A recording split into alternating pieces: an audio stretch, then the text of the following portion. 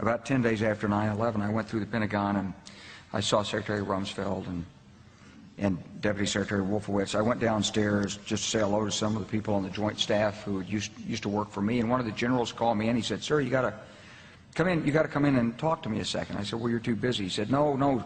He says, "We've made the decision. We're going to war with Iraq." This was on or about the 20th of September. I said, "We're going to war with Iraq. Why?" He said, "I don't know."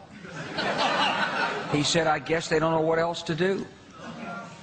So I said, "Well, did they find some information connecting Saddam to Al-Qaeda?" He said, No. He says, "There's nothing new that way. They've just made the decision to go to war with Iraq." He said, "I guess it's like we don't know what to do about terrorists, but we've got a good military and we can take down governments." And he said, "I guess if the only tool you have is a hammer, every problem has to look like a nail."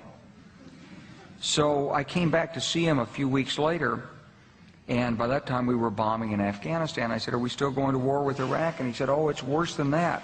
He said, he reached over on his desk, he picked up a piece of paper, and he said, I just got this down from upstairs," meaning the Secretary of Defense's office today, and he said, "This is a memo that describes how we're going to take out 7 countries in 5 years, starting with Iraq and then Syria, Lebanon, Libya, Somalia, Sudan, and finishing off Iran."